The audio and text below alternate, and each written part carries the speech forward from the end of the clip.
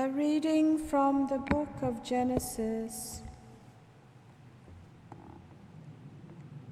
At that time, Jacob left Beersheba and went towards Haran, and he came to a certain place and stayed there that night, because the sun had set.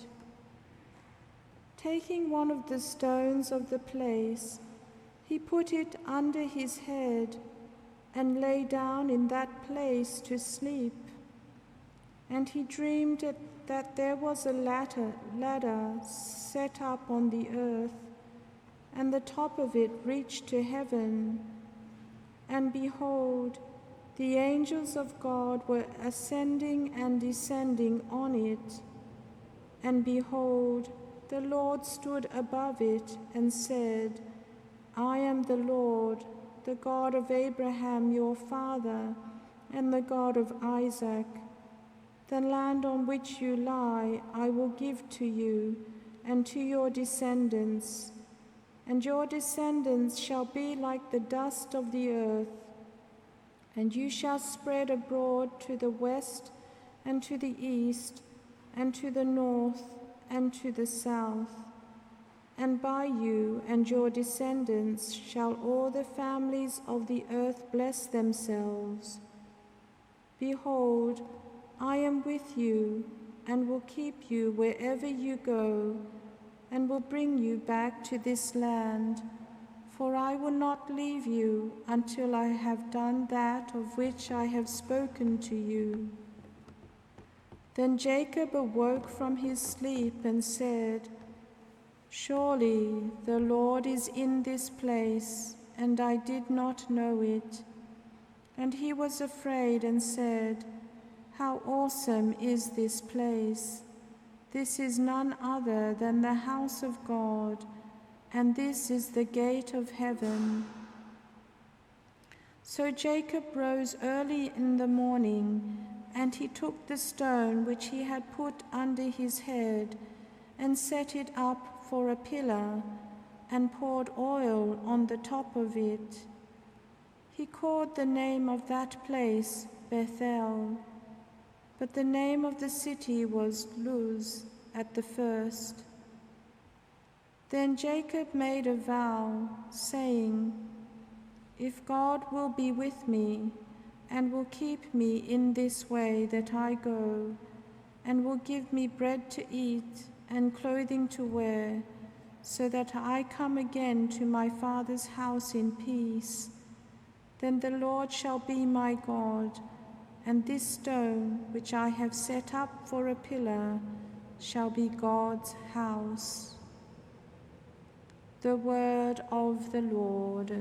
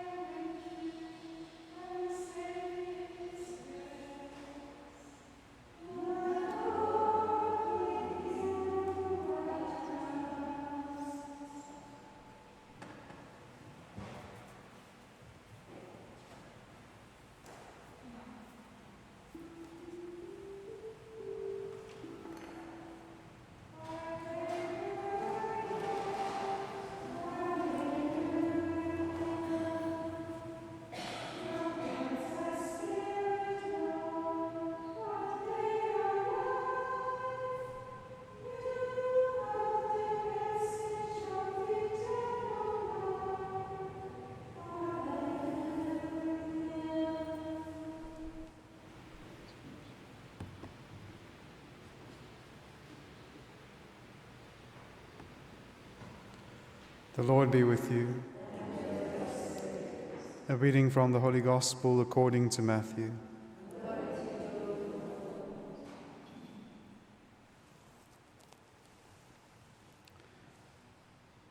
Behold, a ruler came in and knelt before Jesus, saying, "My daughter has just died, but come and lay your hand on her, and she will live." And Jesus rose and followed him with his disciples.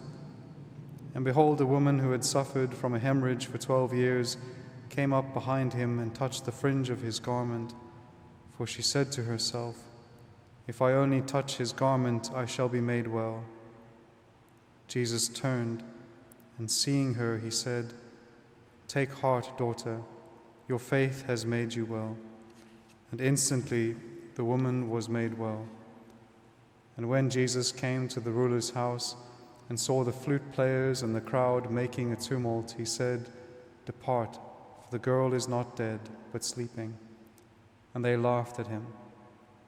But when the crowd had been put outside, he went in and took her by the hand, and the girl arose. And the report of this went through all that district. The Gospel of the Lord.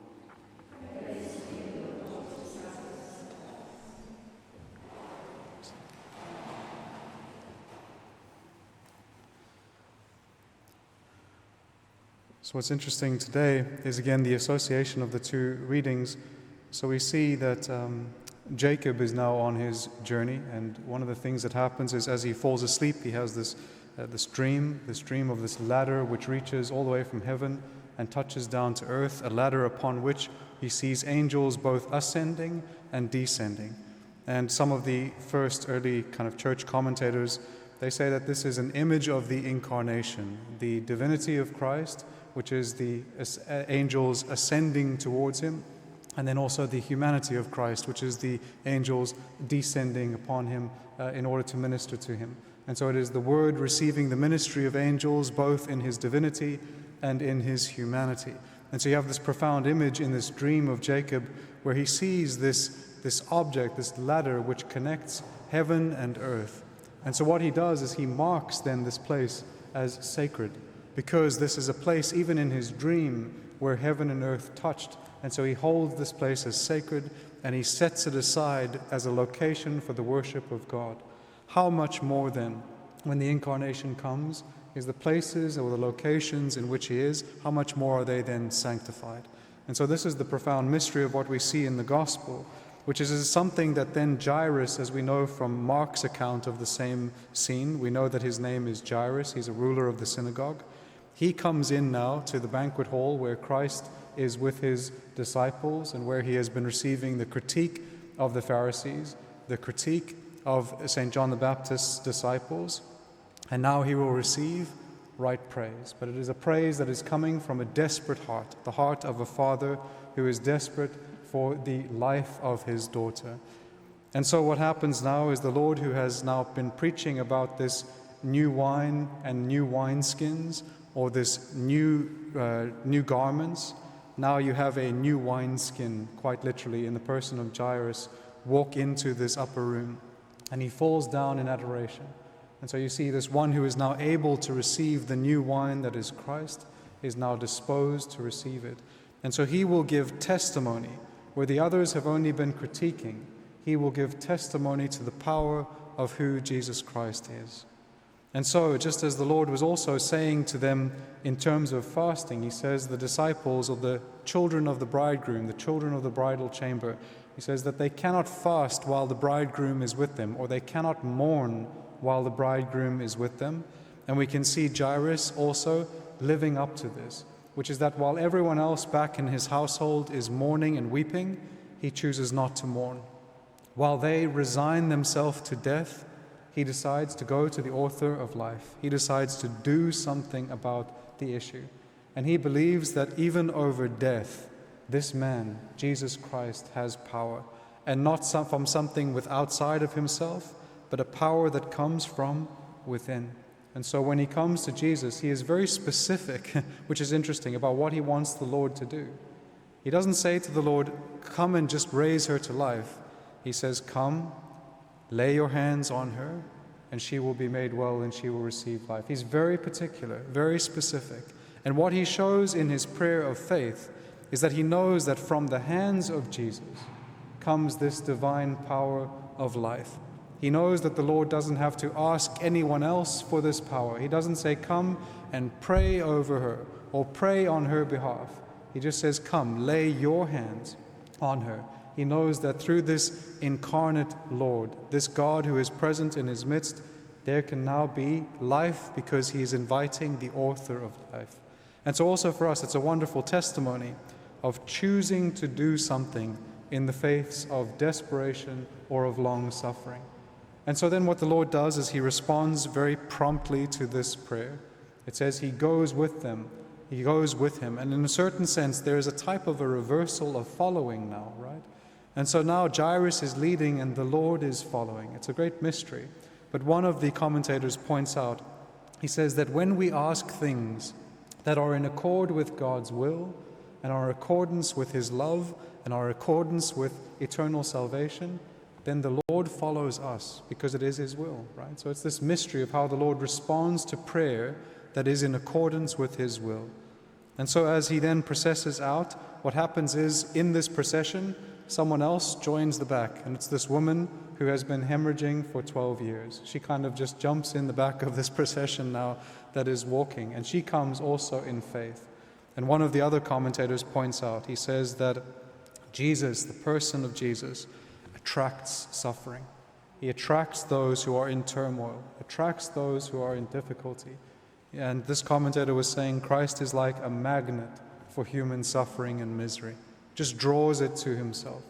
And so as he is processing through this now crowd to go to the home of Jairus, what happens is that this woman gains confidence to go up and touch the hem of his garment.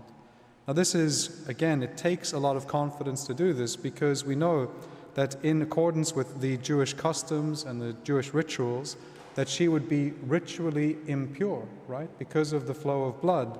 And so for her to touch Christ would have made him impure by that touch. But she is also confident in that she knows that he is different. There's something different about this Jesus of Nazareth. And so what happens, she walks up and she touches him, and he is not made unclean, she is made clean and healed. And so there is a reversal of what happens. She receives life and healing from the author of life and healing. And so she receives from his power. And again, sometimes this is a profound image of what can happen in prayer as well, right?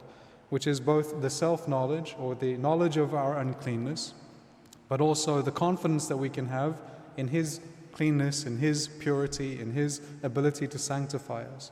And there can be this war that happens in prayer, a war within ourselves, where we both can recoil from Christ because of our misery, but we know, well, where else can we go? We have to go towards Christ. And so we propel ourselves back towards him in order to be healed by the only one who can heal us.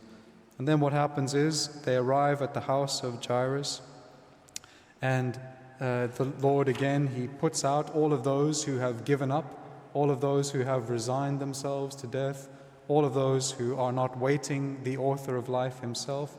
He puts out basically all of those who have no faith, right? Everyone get out of the house. And then he takes with him, as we know from Mark's account, Peter, James, John, and the parents of the little girl. And he walks in to her, and he takes her by the hand, and he speaks to her as if she was alive and listening. Because to him, all live, right? And so he speaks, and by his word and by his touch, she is brought back to life. And so also for us in our own prayer life, this is another kind of important principle of our prayer life, that the touch and the words of Jesus are able to restore us to life. And so when we come into the participation here at the Mass, where we receive the very words of God, where we also receive the touch of God, where we receive him himself in Holy Communion, this is where we are then encountering that author of life, that author of healing, that author of mercy. Amen.